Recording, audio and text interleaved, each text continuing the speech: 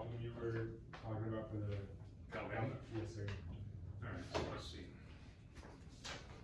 What do we have? So basically it's this idea here that you've got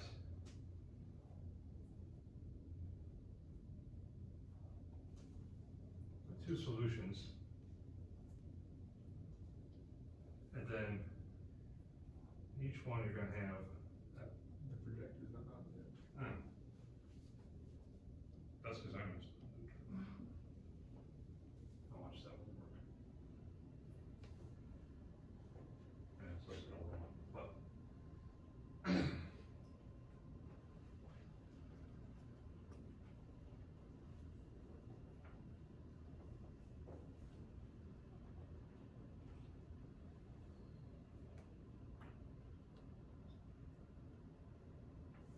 okay, it's gonna work. Yeah, so basically the setup is, you'll remember the picture because it's equally awful when I draw here as it was the first time. There's two beakers, right? And you're gonna have a plate of some metal in a solution that contains a salt of that metal. And so what you have to be able to figure out first is who's oxidized and who's reduced. So you have a beaker here and a beaker here. Right? We're gonna put some electrodes inside there. And then these are connected by a wire. Otherwise, there's no circuit. So no. Oh, my French. Put me on the video. You can black and white. Okay, so now we can maybe finally get some work done here. What questions do we have? So what's that problem you were talking about for the Galvanic? Yes, sir. All right, so let's see. What do we have? So basically it's this idea here that you've got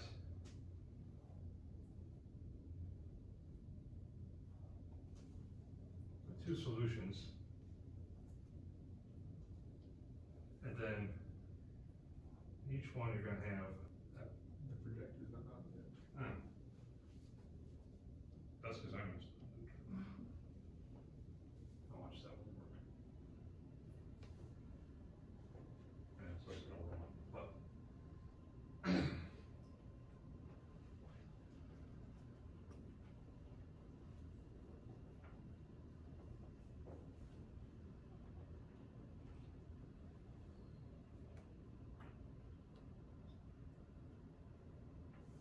okay, it's gonna work.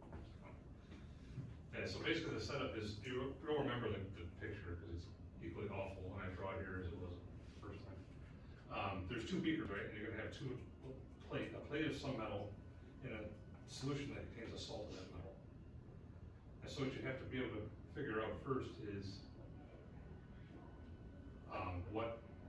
who's oxidized and who's reduced. So you have a beaker here and a beaker here. Right? We're gonna put some electrodes inside there. And then these are connected by a wire. Otherwise, there's no circuit. So nothing would happen. And then you have to have also in here, well, this doesn't really do anything per se for the cell. This is to stop the buildup of charged particles so electrons will continue to flow. So the salt bridge has to be there, but you don't have to worry about what it does or anything like that. So let's say we have a plate over here that's metal X, whatever that happens to be.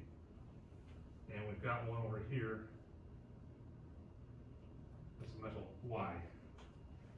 And then in here we've got a solution of a salt of that metal. And likewise over here, salt of that metal. Okay? So that's the setup that you'll have. So one plate is, aluminum or something, and then if that was true, this stuff would be aluminum nitrate. Obviously the formula doesn't match, but if that was calcium or something like that. And so what will happen is you're gonna get electrons to flow one direction or the other, depending on what what metals are there. And so if you have the activity series, which has a whole, whole list of things on there, you can figure out which metals are more active than the other. We're not gonna do it that way if I ask you a test question like this. Instead, we're gonna have just the relevant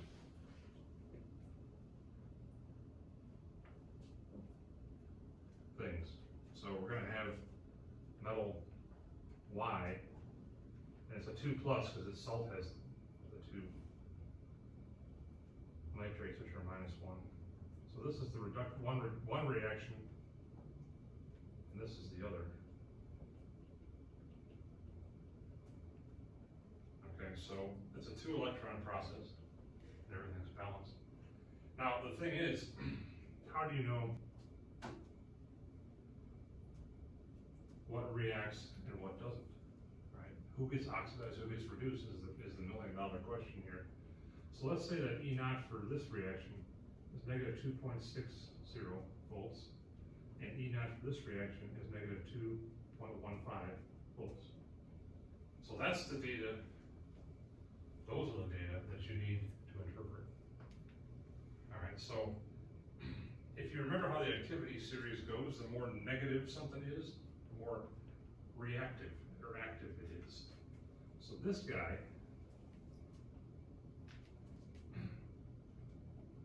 is more reactive, and this one is less reactive. In terms of the reduction potentials there. So again, in the activity series, if you remember that everything's written as a reduction. Now, of course, both of these can't be reduced, one has to be oxidized. So from those data, that's what you have to figure out. So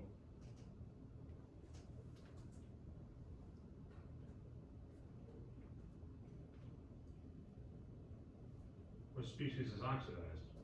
Now, that's sort of a trick question, and it sort of isn't, because it has to be one of the metals that's oxidized. And then the salt of the other one will be reduced, right? Because you can't oxidize Y2+ further. You're assuming that that's not going to happen. So it's X or Y. Now, which one is it? So the one that's more reactive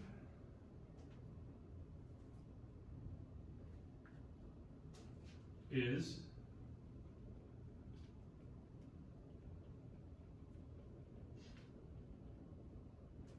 easier to oxidize, because if you flip those equations around,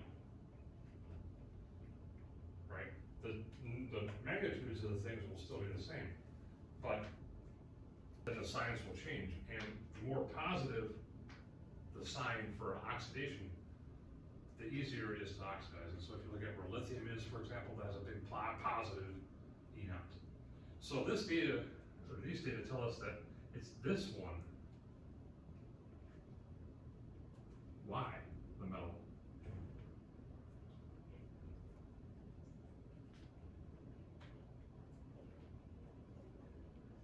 The Y2+. And that means that X2+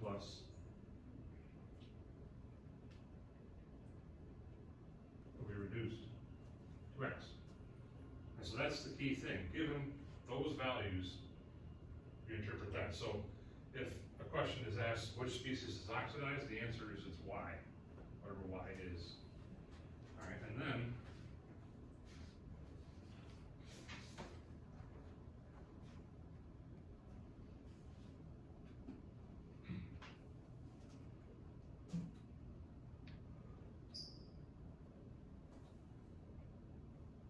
which electrodes, that means X or Y, does one of the processes occur? So let's look and say,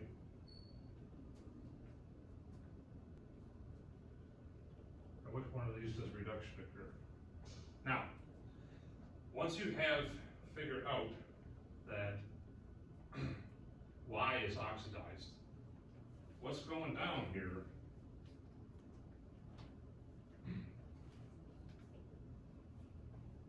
Y is going to reduce electrons. Where are those electrons going to go?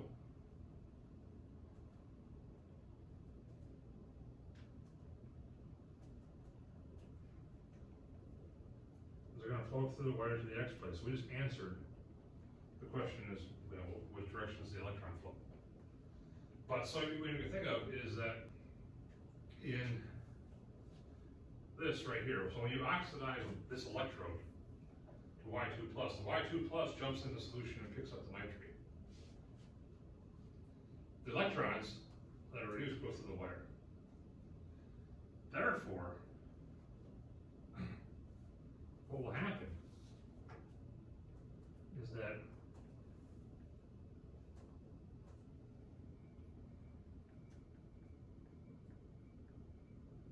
electrons build up at the X plate.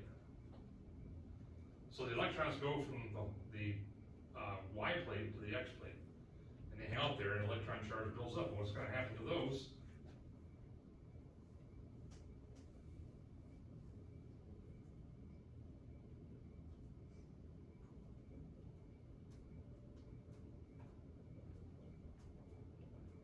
Is that the X2+ picks them up. Therefore, reduction occurs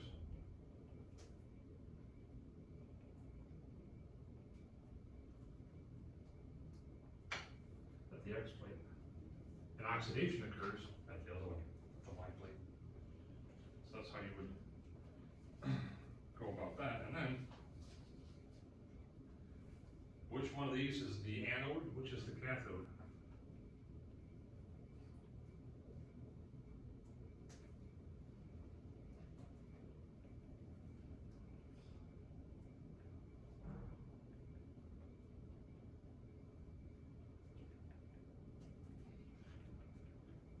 Reduction occurs at the cathode.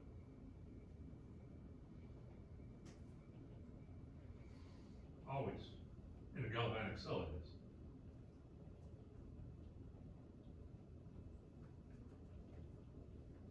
So that means oxidation occurs at the anode. And the way I remember this is a consonant and a consonant, and a vowel and a vowel. But if you've got a better mnemonic, you can use that too. So reduction occurs at, what do we call it, X. Oxidation occurs at Y, so X is the cathode.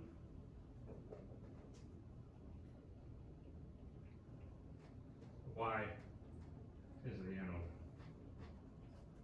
Then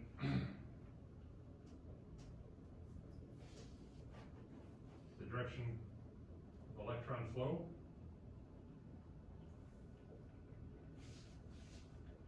Electrons flow from the X plate, where oxidation is happening, to the Y plate. So basically that's everything you need to know about one of these galvanic cells. That first step obviously is critical, right? You don't or ascertain the correct thing that's oxidized, but then you know the rest of it is a problem. But what's oxidized is the one that has the more negative ion always, and the other one's reduced. We can expect a multi-question on the test. This one I would divide into four. This is on the test. It's on there. It's 4 points. So yeah, that would, so if you mess up the first thing, it's like missing one question. I figured that was the only way to do it, or just not have it on there. I guess would be the other one. So yeah, that's question in 4 parts, but they're separate numbers, but they're workable. Can we do a calculate molar mass of solute from osmotic pressure? Yeah, is there one of those in the? Yeah, we can do it. I got one. So.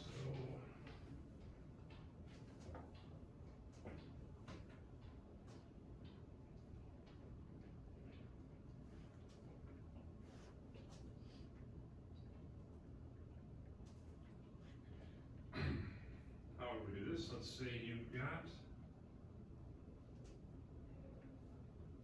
2.75 gram sample.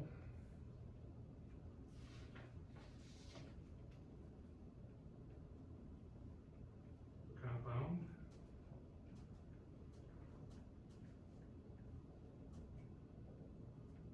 Dissolved in 175 milliliters of water.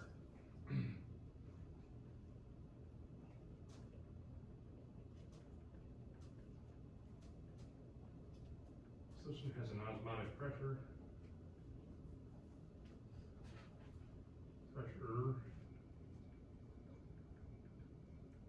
of number 0.715 ATM at 25 degrees C. We'll make it easy.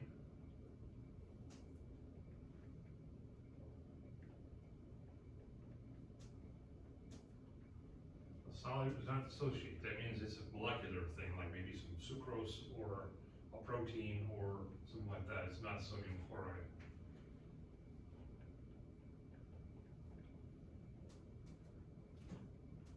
What is the molecular weight of the solute?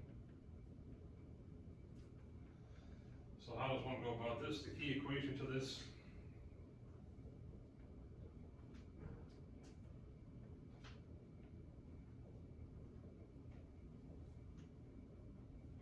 I big M RT, and that's on the crib sheet. This sentence right here tells you I is 1, so you can effectively ignore that. And then the temperature is 298 kelvins.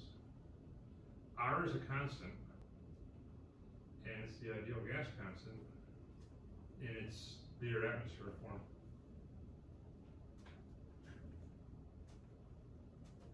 Like so. So we don't, what we're looking for here is big M. That's the molarity, right?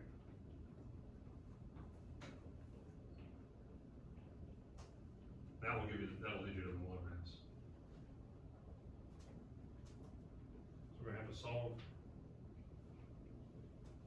for this. And so if we set this up, we're gonna have 0.175 atmospheres equals 1 times big M times 0.08206 liter atmosphere mole Kelvin times 298 Kelvin.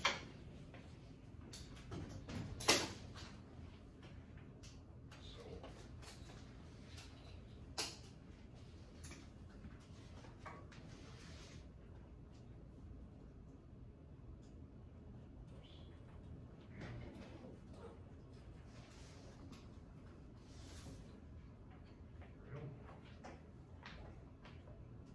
M 7.156 times 10 to the -3. And the unit should work out to moles per liter. Kelvins are canceling over here. Atmospheres are canceling over there. And there you go.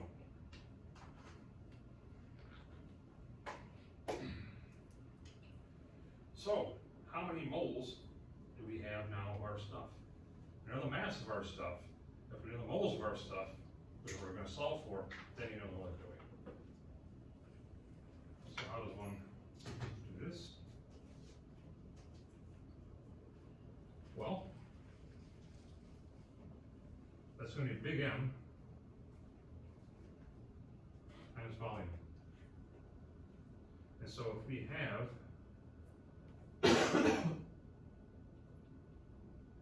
7.156 times 10 to the -3 moles per liter, and we multiply that by our volume, which is 0.175 liters, which is 175 milliliters, so I just converted that. Then, that gives us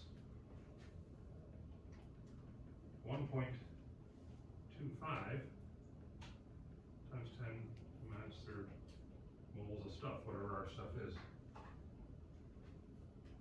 Now that number of moles is represented by however much we put in there. We put 2.75 grams in the solution, and therefore molecular weight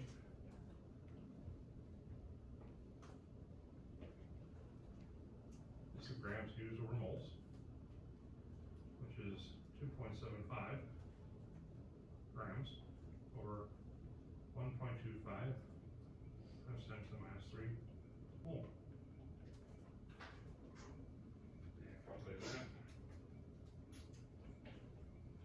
It's 2,195 grams per mole.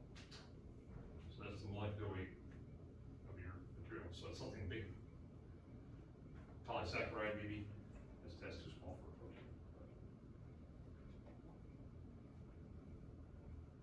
So the strategy is you get the molarity from the equation, and then you use the volume of whatever the solvent is to get the number of moles. That number of moles has to be equal to the number of grams, and so you divide the number of grams by the number of moles. That's it.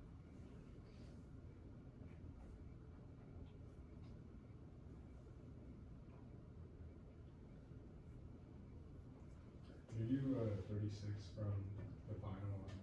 The old one? Yeah, the final. Yeah, I do have the key.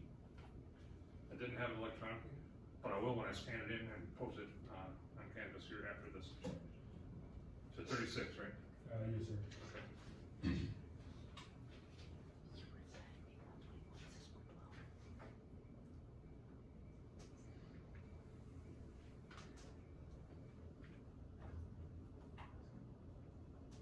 So, you have a reaction, and that reaction is 2 potassiums are added to H2SO4 in pure form, give potassium sulfate and hydrogen. An exciting reaction that would be, because potassium is really reactive, and you're putting it in a essentially pure acid, so it's going to release a lot of heat. You don't need to know that to do this, but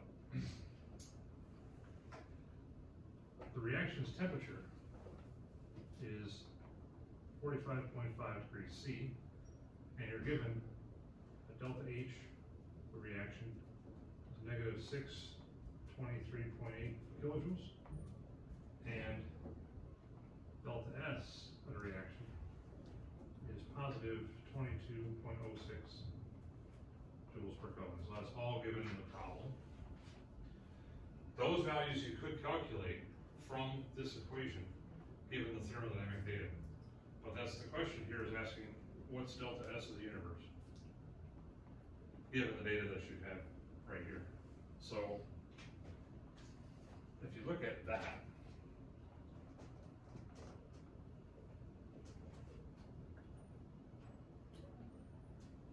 delta S the system, plus delta S the surroundings. This is always delta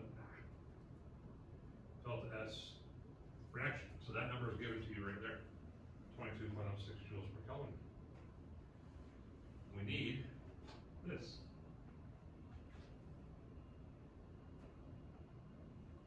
And the equation for that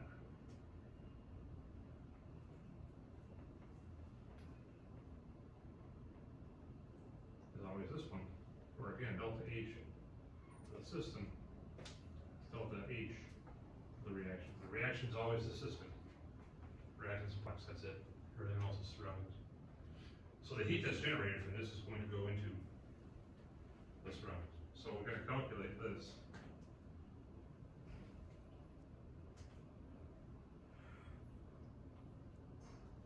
And so we're going to take our heat of reaction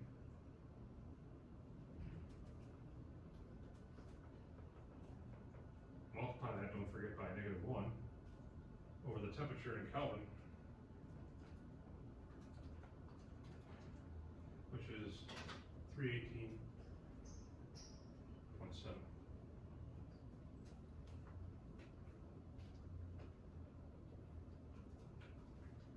And when you divide that out,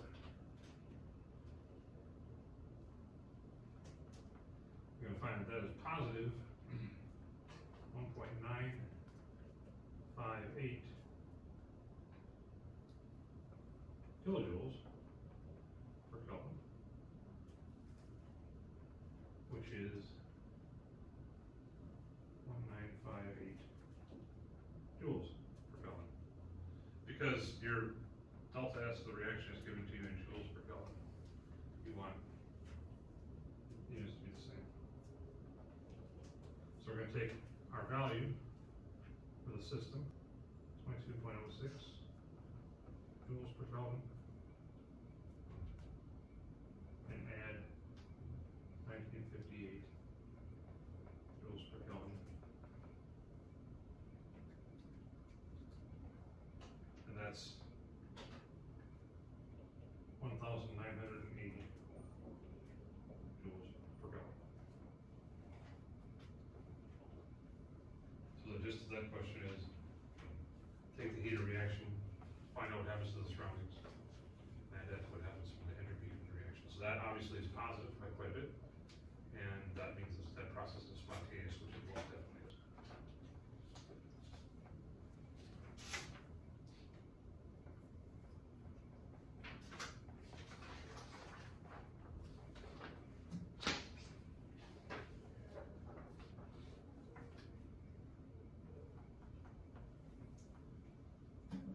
Can you do 34?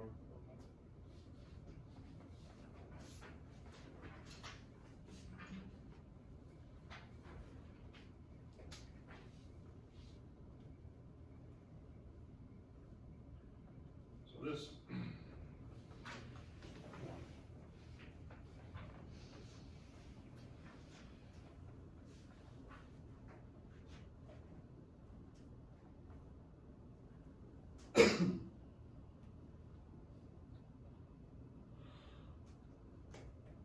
gives you a reaction, that's this one, 2HCl plus O2 is 2HClO. And delta G, this is from the problem at 50 degrees C, it's negative 54.5 joules per mole. Got that. The system, as it says in the problem, is at equilibrium.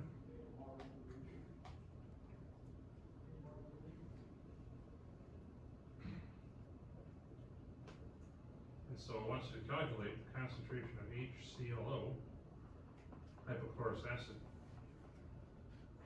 at equilibrium if the concentration of HCl at equilibrium is 0.147 molar, and the concentration of O2 at equilibrium is 50, no, 0.249. And I'll put the phases in here because it's actually relevant. This is aqueous, and so is that. So if the oxygen is aqueous, it's going to appear as equilibrium constant expression. If it was not, it still would, but just to keep that in mind. So what are we going to use here?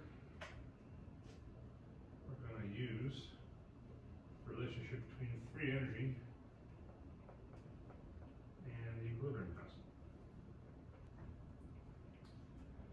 We're going to solve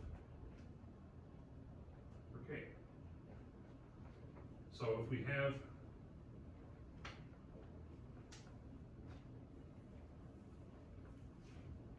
delta G,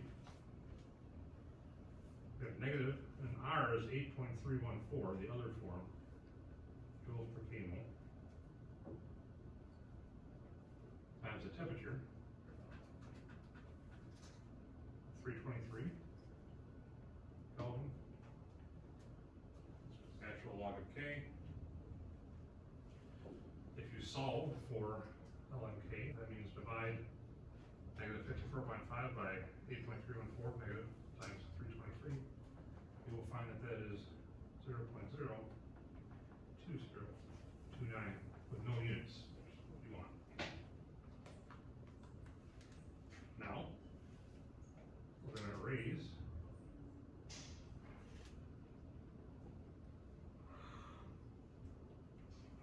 both sides to E,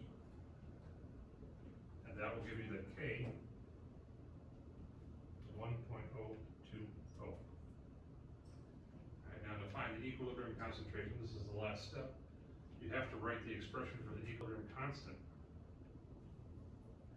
And that's going to be the product squared, because there's a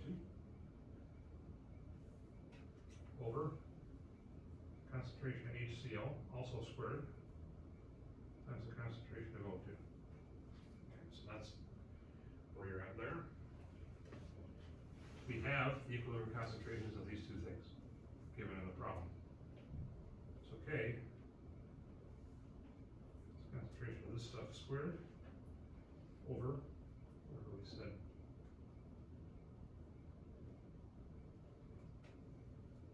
The other values were.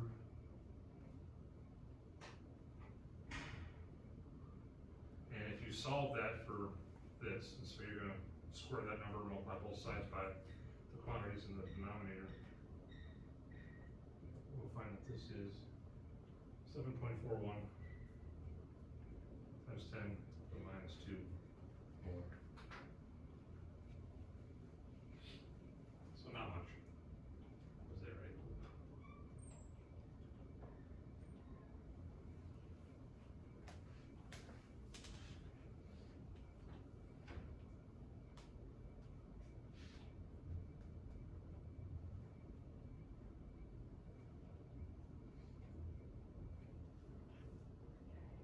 Can you know how to determine the pH of a buffer solution after a sample of a base or gases? Yeah. I've got one either on here or pre-prepared.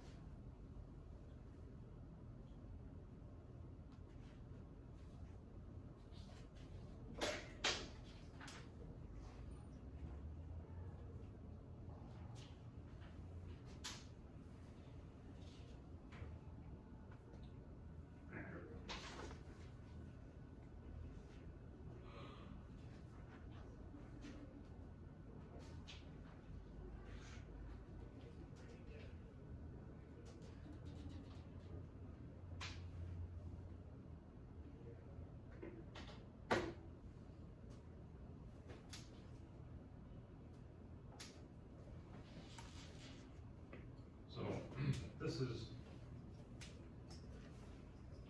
number 26 on the practice exam. So you have an aqueous solution. The buffer is benzoic acid, which is 3.85 molar.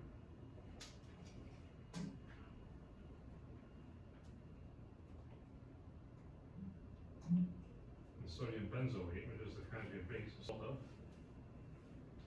which is 2.95 molar. So that's the buffer solution itself. And what you're going to do is add 1.55 moles of solid NaOH to 1 liter of this solution.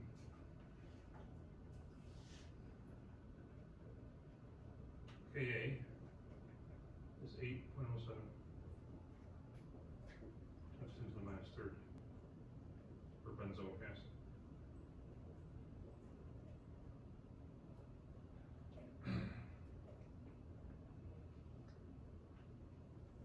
So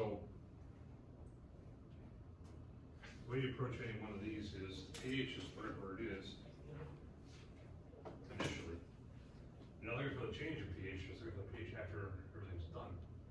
So the two steps are the following. Step one,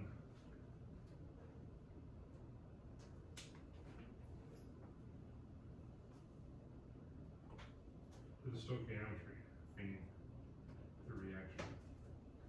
So benzoic acid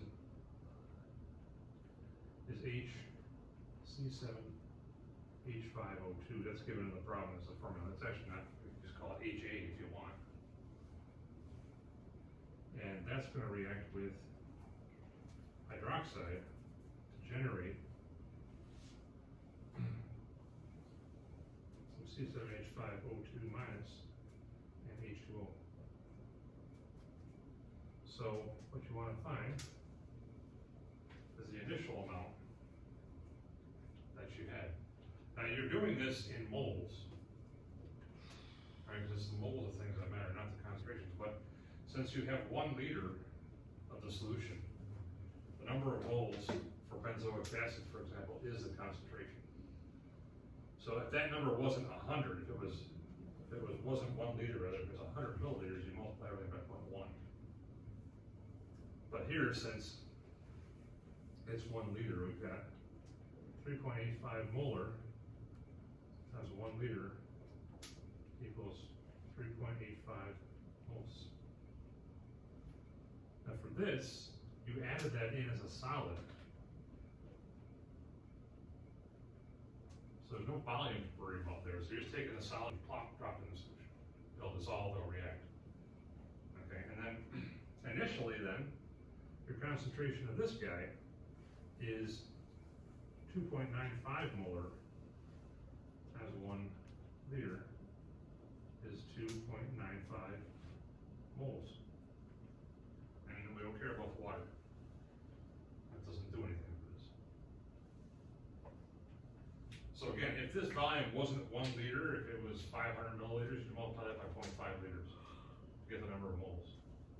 And also over here, this would stay the same as you're dropping it in as a solid. So now what happens? Well, it's a 1-to-1 reaction. There's no limiting reaction only for this stuff.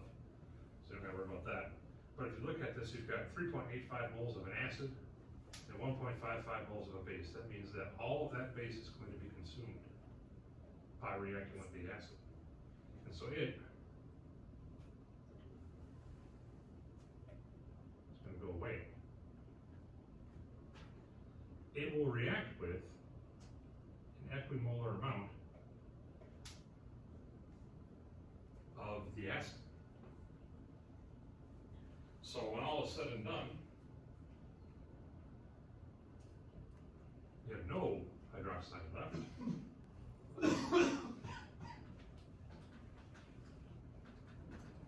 You've got 2.30 moles of the benzoic acid intact. And the crux thing that you can easily forget is what's going to happen to this, right, is when you destroy this with the base, it doesn't just disappear or deprotonate, which means you're making that in the reaction. So however much of this was used up, will take away the same amount from the acid, but will build up that much of the conjugate base. That's the key. So that's 4.50 moles.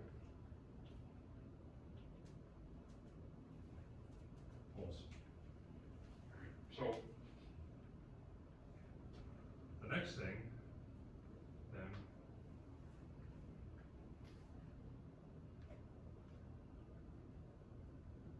the concentrations of these things after the reaction occurs are for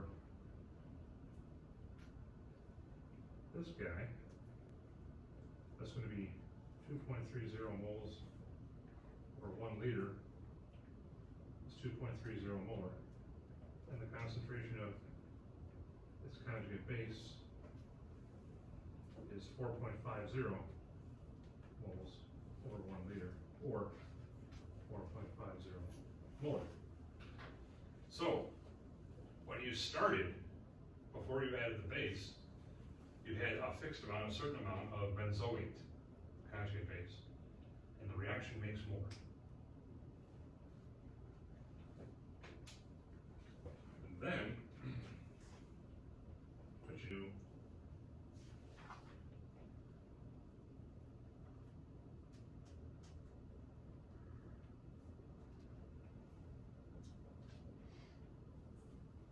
is you do the equilibrium. So, the equilibrium is still going to be this. But this isn't all gone, right? There's still some left. We figured that out.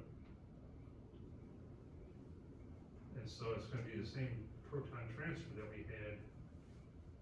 This was going on in the buffer way before you did any of this. Like so. Now it's the usual business of the ice chart. So your initial concentration here is after the reaction. So the reaction first, then you watch it go to equilibrium. So you don't use the initial concentration that you had in the problem. That's all changed. The concentration at H3O plus, right after the reaction is done, but before equilibrium occurs, is 0. And the conjugate base is now 4.50 molar.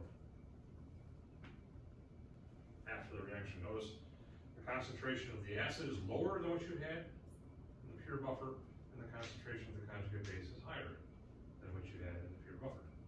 And then it's the usual deal. The changes will be minus x plus x and x of 2.30 minus x, and 4.450 plus x as the product at the end. Then we're going to set this up.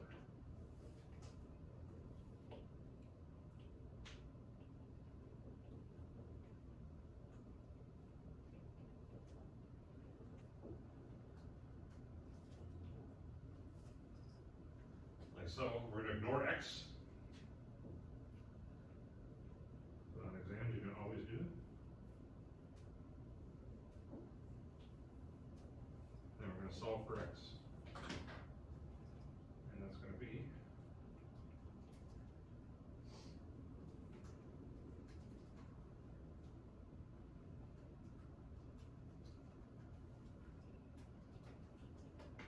(4.12)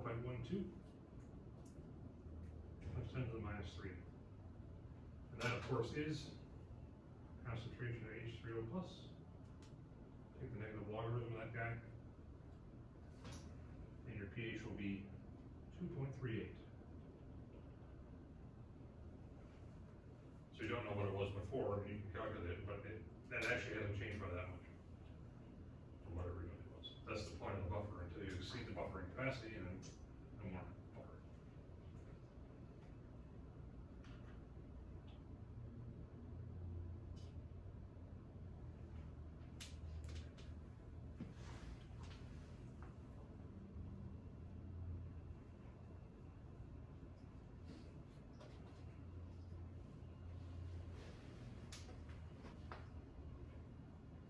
Would we do a half-life reaction?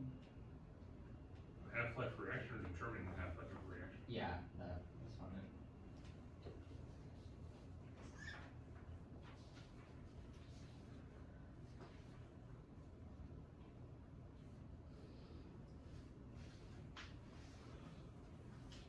Final note we make.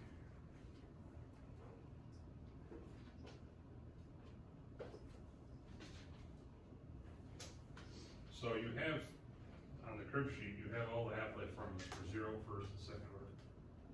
So all you have to really know is what the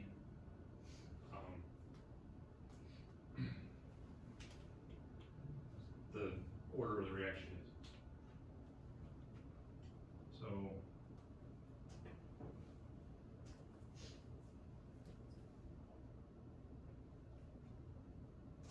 So let's say we've got a reaction,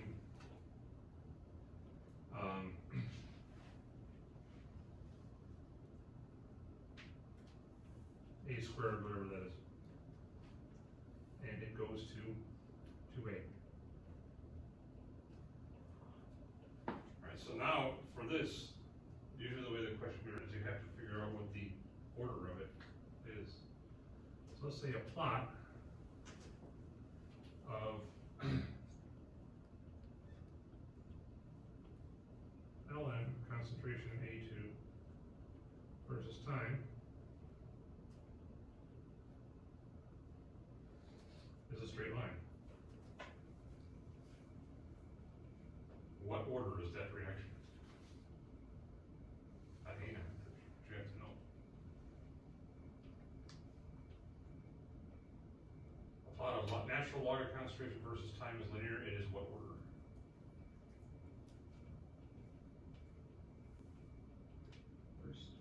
First. If it was a plot of 1 over A versus time and it was a straight line, that's second. If it was the initial concentration versus time, that's 0. So this is first order. And then for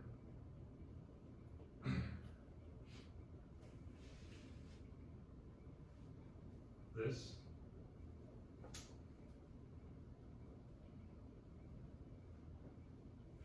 it's 0.693 over K always. So let's say for this process, our K was 4.19 times 10 to the minus 4. And the units for a first order rate constant are always inverse seconds too, which will work for our formula rate because you're going to get 1 over seconds, which is seconds. So therefore, the half-life is 0.693 over 4.19 times 10 to the minus 4 seconds to the minus 1.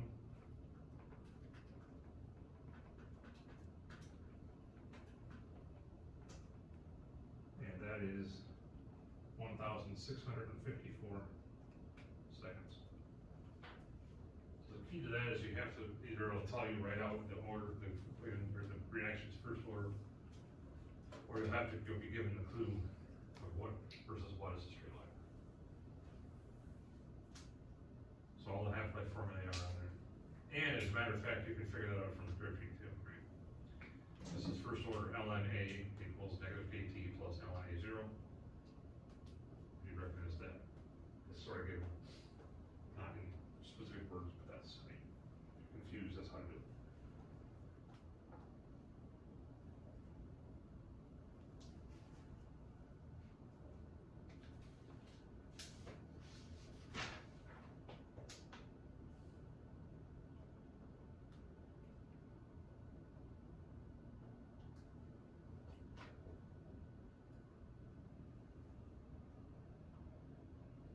I don't think the Nernst equation is on the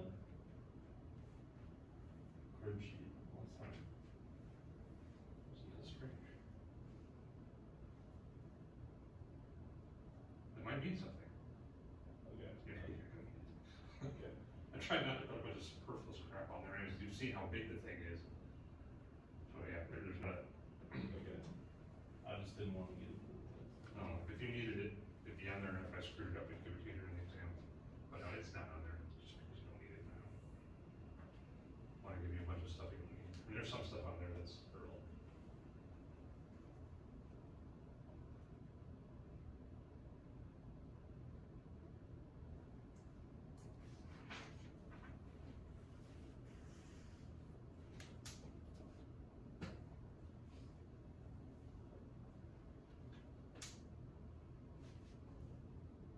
Can you do being able to calculate a cell given the makeup of the cell and the reduction potential tab for the two species involved? Yeah, so we can go back to the first galvanic cell we had. Okay. So, and let me also.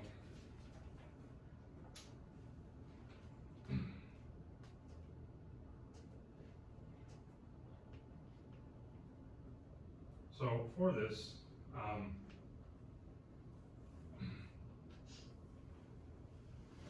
this is for a redox process. And so the half reactions are always written as reductions to give you the E naught for that particular process. All right, so let's say we have a redox reaction, the one that we had in the,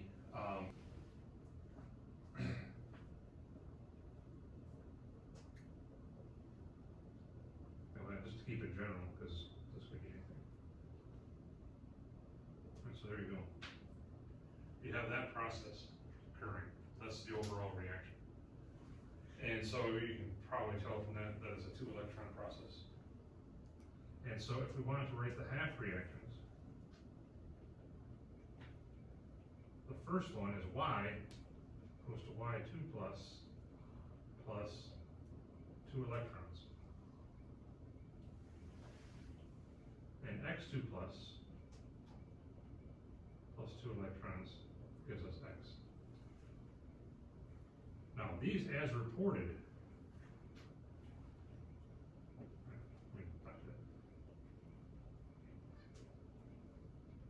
the data that you're given, so the same things that we had before, we have Y2 plus 2 electrons goes to Y, and E naught for that was negative 2.60 volts. And then X2 plus 2E minus gives X, and E naught for that half reaction is negative 2.15. Okay? The thing that always messes people up, including me, as you saw actually live in class, is you change this, you want to write this down like so, since this is the reverse of, or no, this one. So this is what you're given as a reduction, but that's an oxidation reaction. Therefore, this would be plus 2.60 volts as you have it written. And this one is negative still 2.15 volts because you didn't change anything. If you flip the equation over, the sign changes and the magnitude remains the same. That's useful for figuring out what gets oxidized or reduced, but the values you want to use are these in this equation.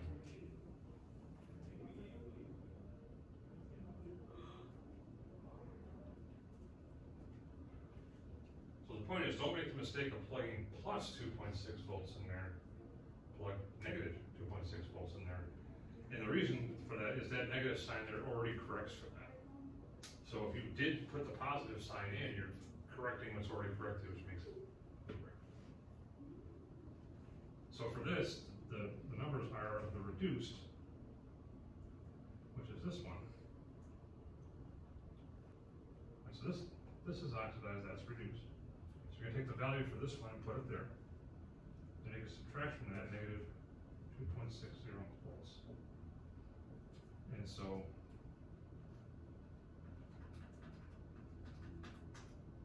that's positive 0.45 volts. That's how you find the cell potential. Now you can take that data and change it into free energy using delta G equals negative NF E cell also, which is something else.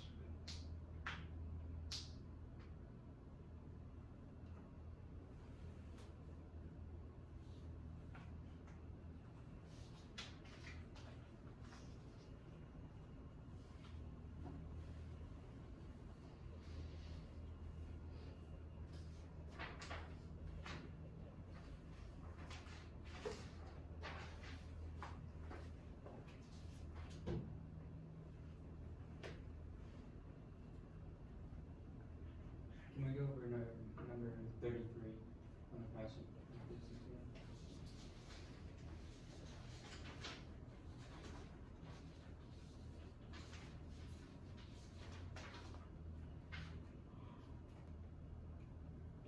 Yeah, so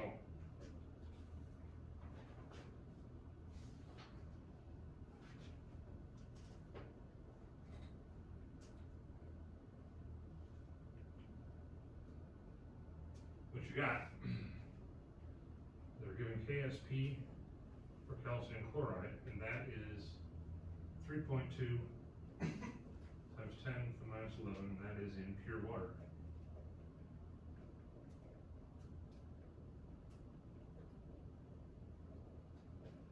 So this is asking, what is the solubility of calcium chloride in a 0.085 molar solution of sodium chloride? And it also puts a disclaimer, which everybody probably knows, that the sodium chloride is completely dissociated in the water. Sodium chloride is insoluble, but it does sit in the properties of these. So here, what you have is what's called a common ion. And so,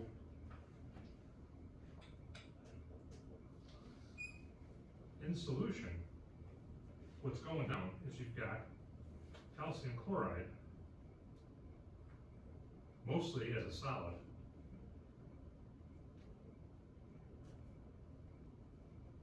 associating the calcium and 2 chloride ions. Now, it's not going to do that very much, as you can tell from that solubility. It's 10 to the minus 11. You also have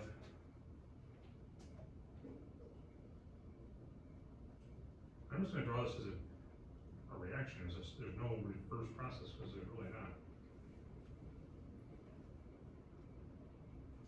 This process occurring. Right? You have already in solution sodium chloride, and the concentration of that is 0.085 molar.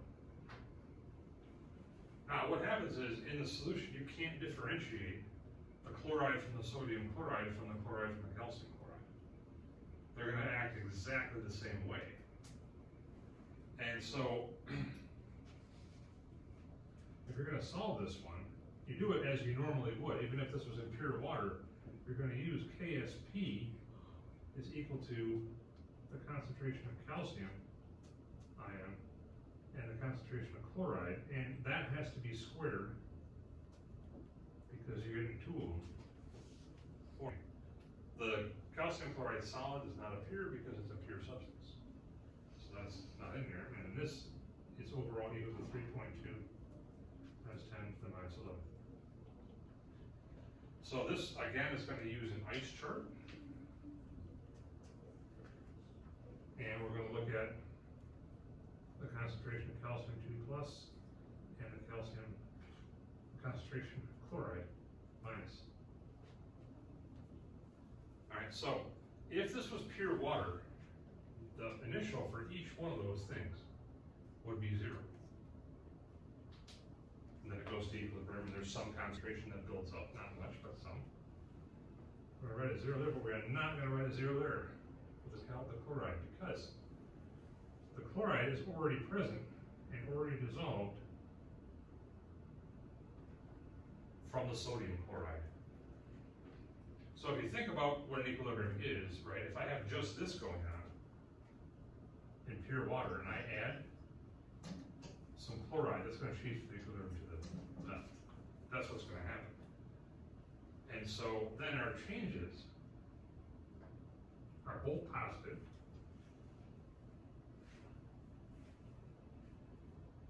Except, since I'm making 2 chlorides for every calcium chloride that I would make,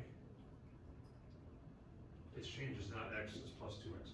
So if you were using aluminum chloride, AlCl3, this would say Al3 plus 3, Cl minus, you would use Cl minus cubed. So that's not something to forget in most of these. Now, in the common ion situation, you'll see it doesn't really matter, because what happens is the concentration equilibrium is x, this one is 0.085 plus 2x, and so then we have 3.2 times 10 to the minus 11 is going to be equal to x times 0.085 plus 2x. Now, here,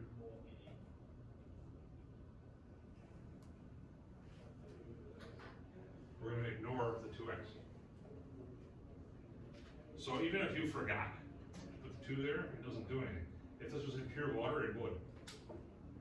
Because you're gonna end up, there's nothing here, right? So that would come out as X if you did it wrong. It has to be 2X, because when you square that, it has to be 4X squared, and not, so you can do a pure water one if you want afterwards, but once you do that, then X is 4.4 times 10 to the minus 9, which is the concentration of calcium 2 plus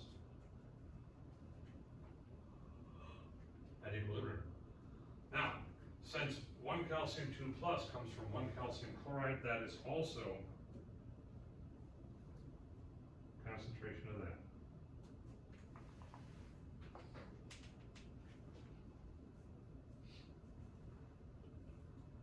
So its solubility goes down because of the counter.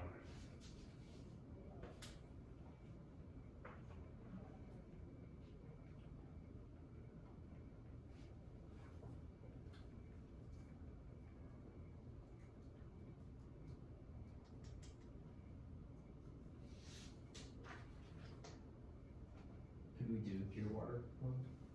Yeah. So let's make one of these up on the top.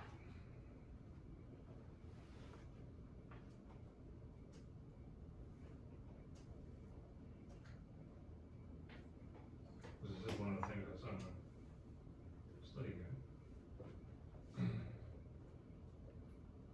I'll keep it general. Let's make it AB3 just for fun.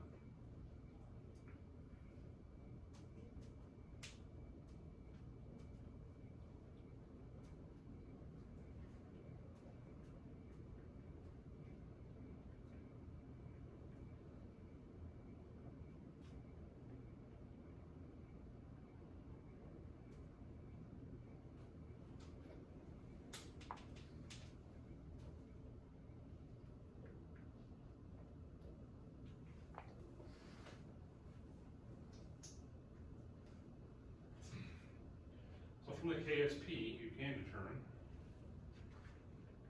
the solubility of your stuff in pure water. So the way that this works is almost exactly like we did before. The equilibrium that's happening is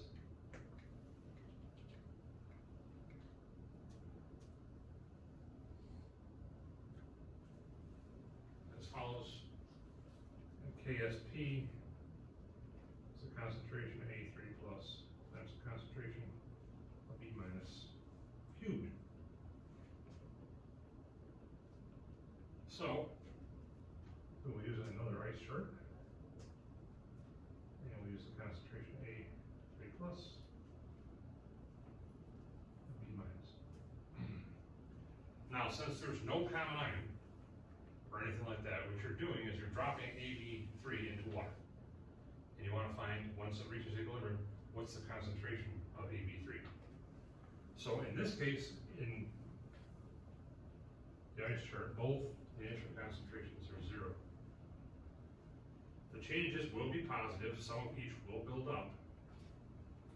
This builds up by plus X, and this one, since there's a 3 in front of there, is plus 3X. So in equilibrium, that's what you have.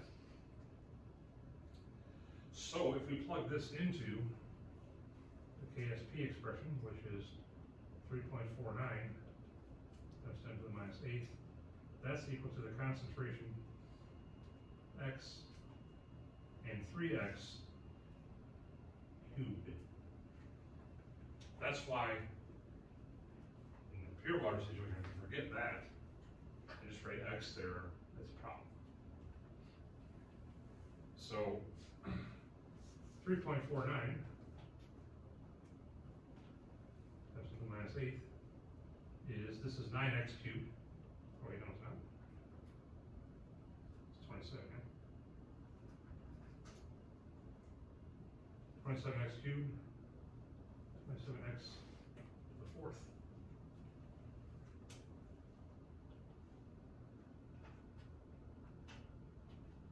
So that is equal to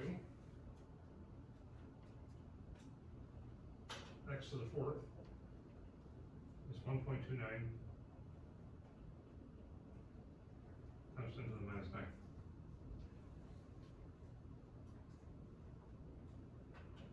Now, if you look at your calculator, some of you got the fancy ones that graph things for you and anything like that. The cheapo Casio from like 1993, which does not have that. What it also doesn't have is the, what is it, quadratic root? But it does. So does every calculator, you know how to do this. So this is where the engineers would freak out. It's always kind of fun, I thought. They complained a lot, so I let the torture go. But it's not that hard, right? Because what this is you just do the following. You take this and you do that, right? So it's not that scary. Or is it? I'm talking all this smack, I gotta find a button out here. Where'd you go?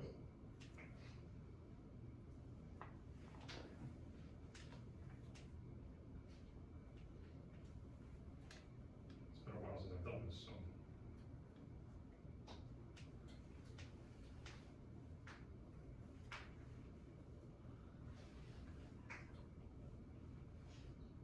I can't see it right now.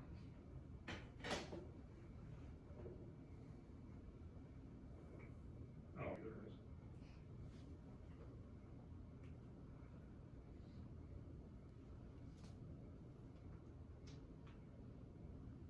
What's that?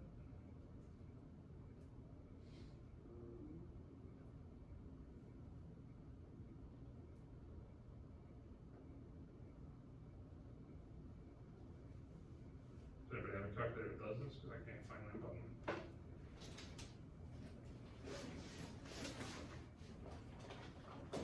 There it is. Okay.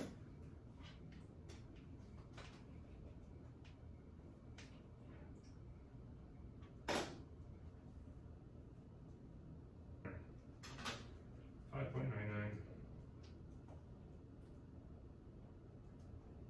10 to the minus 3. That's the concentration of B3 plus, again, since the formula is A1, B3, that is also, so that's the concentration, that's the concentration of our stuff as well. This would be a little trickier if it was A2, B3, but you can still figure it out that way. Don't worry, I won't do that to you.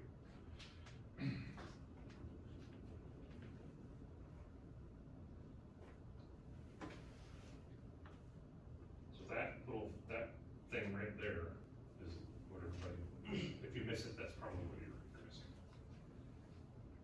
Wait, so that if they were to ask for just the concentration of B, is it that times? So that is this number times 3. Okay. Yeah, so let's finish her off. Here and so. It's 3x, which is 0.0180 molar. Yeah.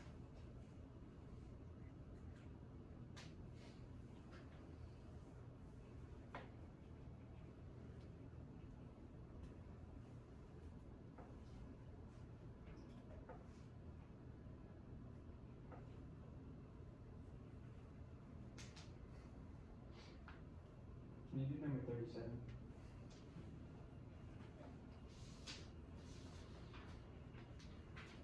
Yep.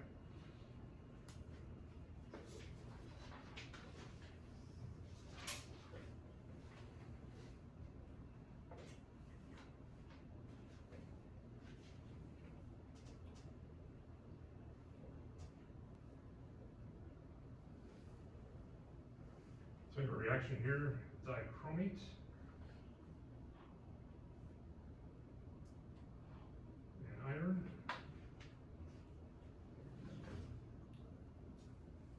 Breaks down to this.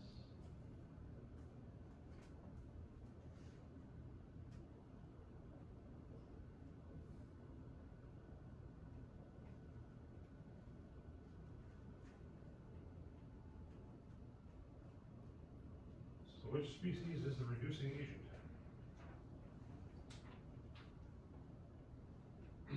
So, in order to answer that,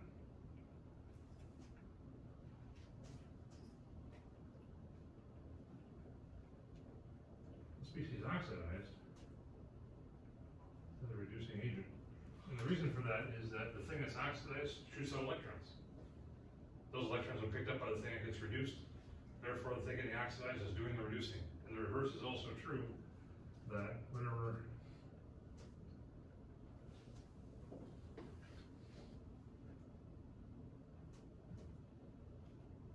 is reduced is the oxidizing agent. So we have to look at this and see what the oxidation states are of these things. So how about this guy? That has chromium. So does this one. What's the let me write that so you can read that.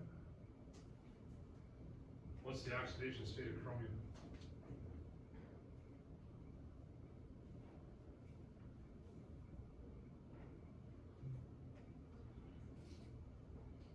The way to figure that out is oxygen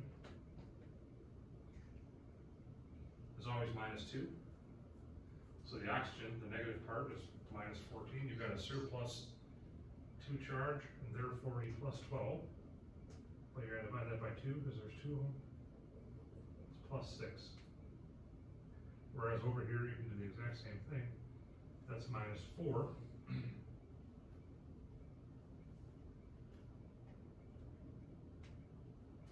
I have that written on. This is a -1. It doesn't matter, you can still do it.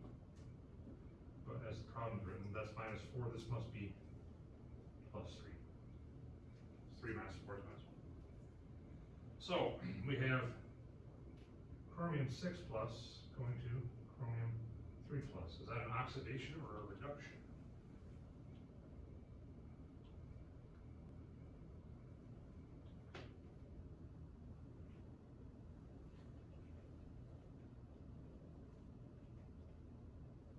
The oxidation state's becoming less positive.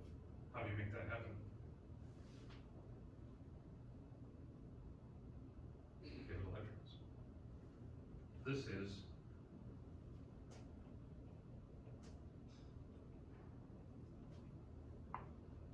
reduction. Therefore, the oxidizing agent and reducing agent are always a reactant.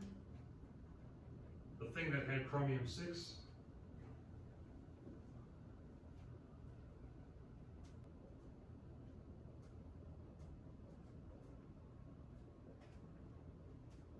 is the oxidizing agent. That pretty much narrows it down that the iron is the reducing agent.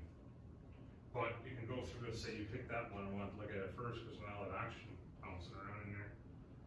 You have iron going to Fe2O3. The iron obviously is neutral. But here, this is -6, this must be +3. So we have iron 0 going to iron 3. That must be releasing electrons. That's oxidation. The reactant is just plain iron. That is a reducing agent. What's next?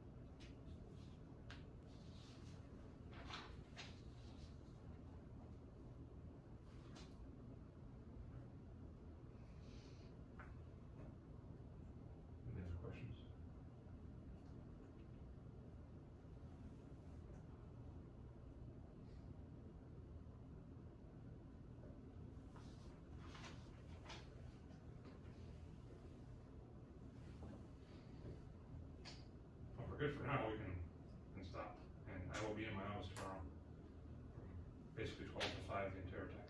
I need help, I'll be there. If you think of anything else urgent, you know me, I can get back to you in the morning, but, I will post the video on Canvas, I'll post all these notes and the answer key to that practice exam, so if you wanna work that, I will look at the answers, you'll have that.